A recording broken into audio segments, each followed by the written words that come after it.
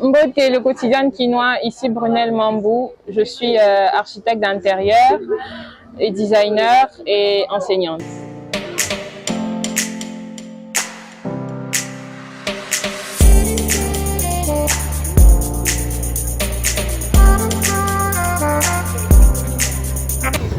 Pourquoi les Congolais, ils aiment s'occuper de tout? Est-ce qu'on lui a dit que ça l'intéresse ce que nous on est en train de faire? Est-ce qu'on a pris son village? J'ai fait mes études secondaires à l'école Cuny en littéraire et je me retrouve à l'université à faire l'Académie de Beaux-Arts en architecture d'intérieur. Je suis donc licenciée en architecture d'intérieur depuis 2 ans maintenant et je suis directrice générale de mon entreprise Shara World, qui est spécialisée dans tout ce qui est conception, aménagement, rénovation des maisons, mais aussi c'est une mini maison de fourniture des articles de décoration. Depuis peu également, j'enseigne le design à l'Académie de Beaux-Arts. C'est un monde un peu fou parce que c'est plusieurs casquettes. Il va falloir changer, on va dire changer de métier ou s'adapter à la situation. Être enseignante, ça veut dire qu'il y a un programme bien établi au niveau de l'Académie de Beaux-Arts.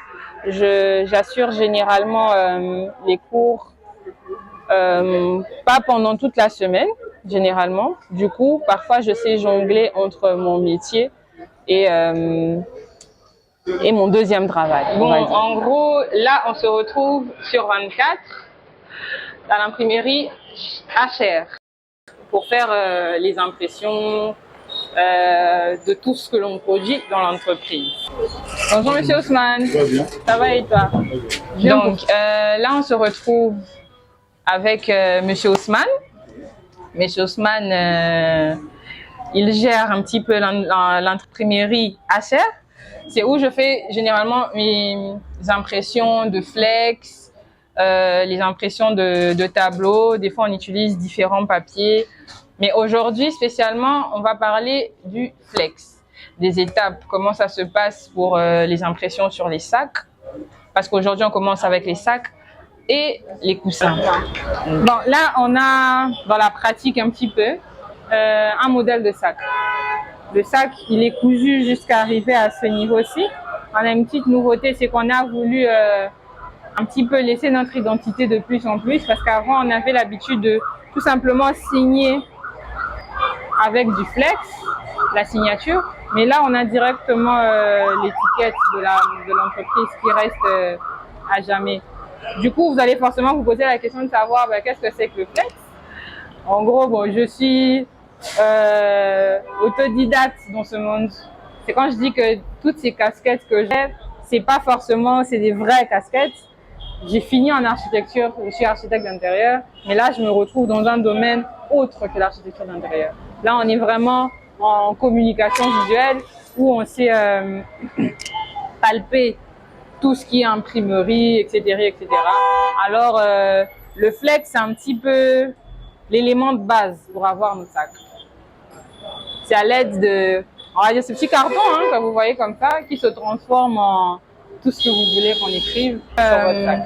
Le flex, il est brut comme ça. Moi, ce que je fais, c'est que je choisis la couleur du flex en fonction de l'harmonie que je veux créer entre la couleur du sac et la couleur du flex et le rendu final. Il y a plusieurs coloris de flex. Il y a du blanc, du rouge, du vert, du jaune, du bleu. Là, je vous présente un flex jaune en brut. Après cette étape-ci, ce qui se passe, c'est qu'on récupère cet élément que l'on place dans une machine, un cutter, logiquement, qui va reproduire l'image, l'illustration que moi j'ai fait sur Illustrator. Il va le reproduire en découpe sur le flex. Après, à ce niveau ici, ce qui se passe, c'est que le flex, il peut se séparer en deux, à l'aide d'une aiguille ou tout ce qui peut être, tout ce qui peut ressembler à une aiguille. On va enlever les lettres et garder les contours seulement du flex que l'on va ensuite venir pour poser sur le sac. Et ensuite, on déclenche la machine qui va faire en sorte que le flex adhère complètement. Toutes les impressions dans les sacs ne sont pas forcément du flex. On peut parfois utiliser une autre technique, mais avec le flex, c'est que on peut avoir les contours. Le flex, il te fait tout ce qui est contour, tout simplement. Et du coup, si on doit se retrouver sur Chara, finalement, on se dit c'est quoi Chara World? Pourquoi littéraire? Pourquoi tout ça? Et pourquoi Chara World? En gros, c'est Chara World en français, on va le dire, c'est le monde de caractère, l'univers de caractère. On voit déjà que c'est toute ma vie, c'est un caractère assez différent, c'est un parcours assez pas très réfléchi, on va dire. Et dans Chara, en gros, on se retrouve à tout faire, mais qui est bien canalisé. On reste dans le monde de l'architecture d'intérieur et du design. C'est tout. Chara a commencé en 2021 avec que les conceptions des maisons, des plans, etc.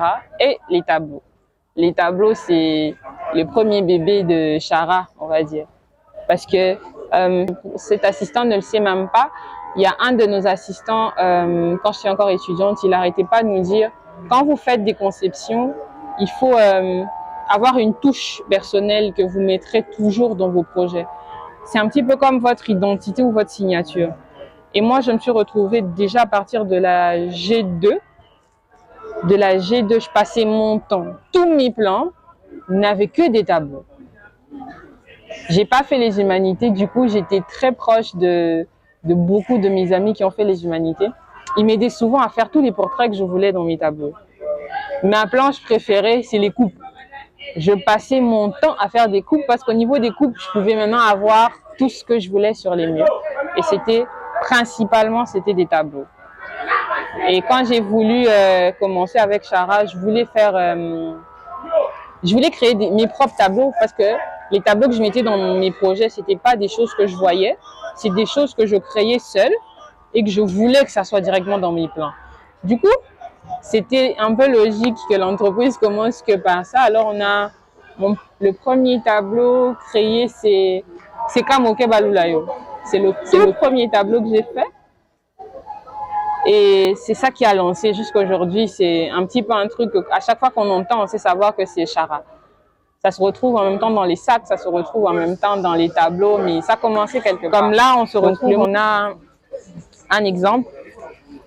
On a un coussin écrit Bolingo dessus avec des étoiles. On se poserait la question, même pourquoi un sac forcément ou un coussin avec un nom ou une phrase. On va dire, c'est un petit peu comme une signature de l'entreprise. L'une de nos sources d'inspiration, c'est vraiment le quotidien des Quinois. On se répète, c'est le quotidien des Quinois. Pourquoi? Parce que on aime ça, les slogans. On en crée quasiment tout le temps. On a dernièrement l'Ambalia qui arrive. On ne sait pas si ça va se retrouver dans un coussin ou autre, mais c'est juste pour vous montrer que on se bat des fois en tant qu'architecte d'intérieur pour avoir un aménagement propre à un Congolais. Et quand on dit un aménagement propre à un Congolais ou propre à un Africain, les gens pensent seulement qu'on doit avoir des motifs sur les murs, les dessins sur les murs. Non, non, c'est toute une conception qui doit aller ensemble. Si on aménage une maison, on se dit oui, on va avoir un coin salon, mais un Congolais, il vit comment? Un Congolais, il fait quoi généralement? Un Congolais, il vit, il parle, il passe son temps à parler, à chanter et à créer. Alors, si on doit avoir quelques éléments identitaires de lui dans sa maison, on peut avoir un coussin. Au lieu d'avoir un love chez un Anglais, on a notre Bolingo à côté, on a un Sekamuke. Et donc, c'est un petit peu avec ça qu'on essaie de jouer pour arriver à avoir des éléments qui peuvent nous ressembler ou qui peuvent ressembler à tout un chacun. L'objectif de l'entreprise, c'est de travailler le plus possible sur du Made in Congo. Tout est produit par des artisans congolais, par des artistes congolais. On achète chez des Congolaises, on discute, on y va là, on discute congolais, on va dire. Et du coup, on transmet les éléments en Congo, tout simplement. Le métier d'architecte d'intérieur ou le métier d'architecte d'intérieur et de designer n'est pas souvent compris comme l'est pour un peintre, comme l'est pour un photographe, par exemple. Un architecte d'intérieur est souvent assimilé à quelque chose où il n'est jamais compris. On se dit, mais quand tu discutes avec un client, le client il va te dire quand on a dessin, on est dans le foot. Mais c'est pas que c'est ce dessin qui va te permettre d'avoir tout ce qu'il faut. Moi, à un moment, j'arrive à comprendre pourquoi, parce que c'est vrai que c'est peut-être une notion qui est apparue un peu plus tard, soit en République démocratique du Congo, soit dans l'Afrique, généralement, que on n'a pas cette notion. Le Congolais s'est habitué à prendre sa maison, il commence à pousser les chaises, etc., etc. Mais alors que il y a tout un processus qui passe. Moi, ça me dérange pas aujourd'hui. Enfin, pas que ça me dérange pas, c'est parce que je me mets à toucher à exactement tout ce que mon métier peut me permettre de faire. Mais tout architecte d'intérieur n'est pas un décorateur, forcément. Tout un décorateur, et surtout un décorateur n'est pas un architecte d'intérieur. Un décorateur passe son temps à juste prendre une chaise, un canapé, à mettre ensemble, à se dire, ouais, moi je préfère le rouge. Le rouge, il va bien avec le jaune. Le vert, il va bien avec le bleu, etc., etc.